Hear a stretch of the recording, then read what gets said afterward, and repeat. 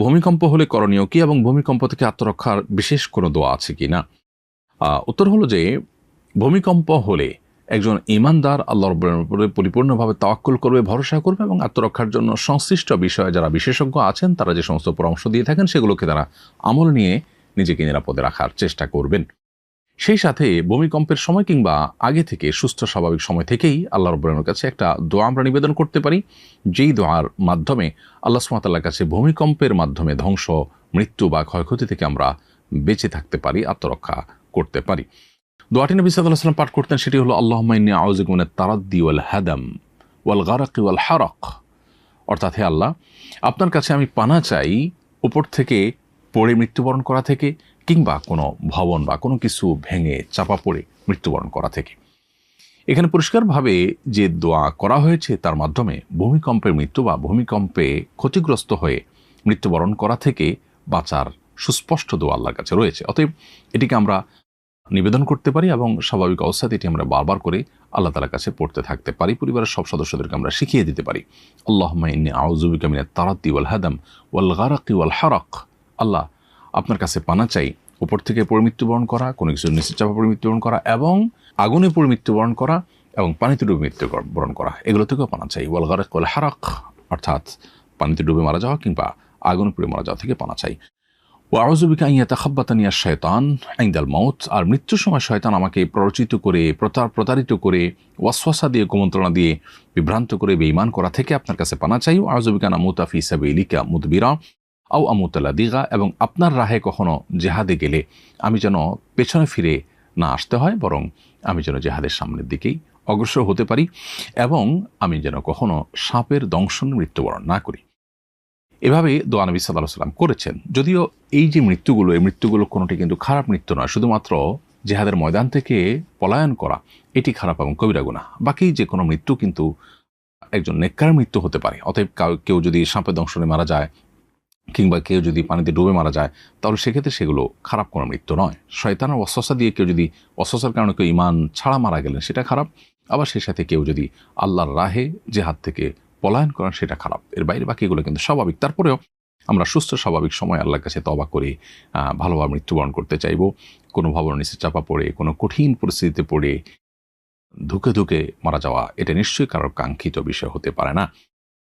অতএব আমরা আল্লাহ তাআলার কাছেই দোয়া করব। এরপর যদি আল্লাহ না করুন কাউকে আল্লাহ তাআলা ধরনের পরিস্থিতিতে ফেলেন, তাহলে তিনি সবর করবেন, এবং প্রত্যেকটা কষ্টের বিনিময় আল্লাহ তাআলা বান্দাকে দিয়ে থাকেন। অতএব সবর করতে পারলে তিনি বিনিময় লাভ করবেন। আমি আবারও দোয়াটি বলছি, আল্লাহুম্মা ইন্নী আউযু বিকা মিনাত তারাদ্দি ওয়াল হাদাম ওয়াল গারাকি ওয়াল হারাক ওয়া আউযু বিকা আন ইয়াতাখাব্বাতানি আশ-শায়তানু ইনদাল মাউত ওয়া আউযু বিকা আন আমুতা ফি সাবিলিকা মুদবিরা আও আমুতা লাদিগা।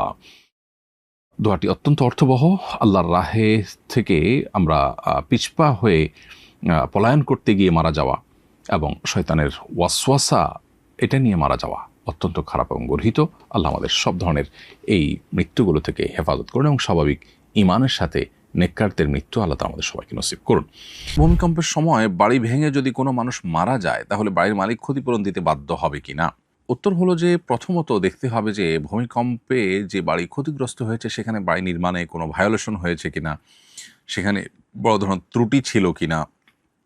যদি এমন হয় যে যিনি বাড়ি তৈরি করেছেন, বাড়ি মালিক, তিনি ত্রুটিপূর্ণ বাড়ি তৈরি করেছেন, নকশার বরখেলাফ করেছেন, প্রচলিত নিয়মের ব্যত্যয় ঘটিয়েছেন, নিজের মন মতো করেছেন, এবং তার এই কর্মকাণ্ডের মধ্য দিয়ে মানুষের জীবনকে হুমকির মধ্যে তিনি ফেলেছেন।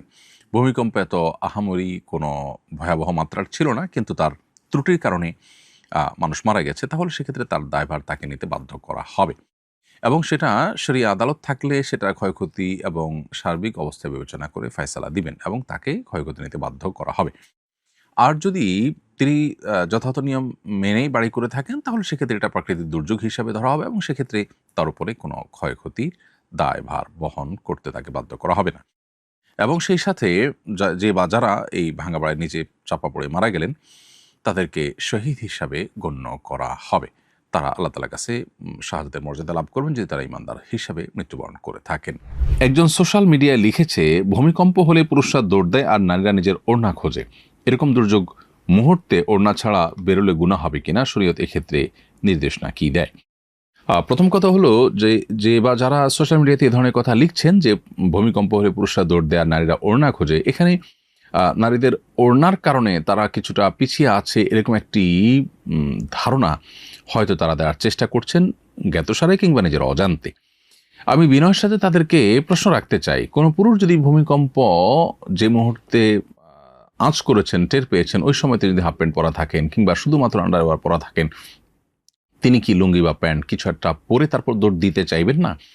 সেক্ষেত্রে তার এই যে একটা লুঙ্গি বা প্যান্ট কিছু একটা পরে অন্তত তাকে দৌড় দিতে হচ্ছে, এটাকে তিনি কি আসামের কাঠগড়া দাঁড় করাবেন?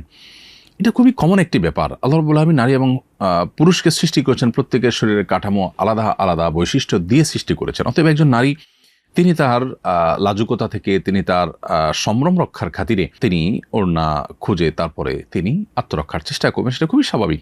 অতএব এইটাকে নিয়ে যারা ট্রল করছেন অথবা নিজের অজান্তে যারা এটাকে নিয়ে হয়তো নেগেটিভ মন্তব্য করছেন, সে মানুষদের কাছে আমাদের বিনীত প্রশ্ন যে তারা এর মাধ্যমে আল্লাহর একটা বিধানের বিরুদ্ধে নিজের অজান্তে হয়তো দাঁড়াচ্ছেন এবং সেই সাথে একটা অযৌক্তিক অবস্থানে তারা দাঁড়াচ্ছেন, কারণ একই কথা তো পুরুষের বেলায়ও প্রযোজ্য হতে পারে। আর পাশাপাশি আরেকটি গুরুত্বপূর্ণ বিষয় হলো, ভূমিকম্প হলে বিশেষজ্ঞরা বলছেন দৌড় দেয়া নয়। অতএব ভূমিকম্প হলে দৌড় দিয়ে পলানোর চেষ্টা করা, এটা বেশিরভাগ ক্ষেত্রেই বিপদের কারণ হয়ে থাকে। অতএব এই অযৌক্তিক একটি কাজের ক্ষেত্রে আবার ওড়নাকে দোষারোপ করা অথবা নারীকে নিয়ে ট্রল করা, মেয়েদের সীমাবদ্ধতার বিষয়কে নিয়ে হাসাহাসির পাত্রে পরিণত করা, এটা মোটেই উচিত কোনো কাজ নয়। এটা দায়িত্বশীল মানুষের মন্তব্যের মধ্যে পড়ে বলে আমি মনে করি না।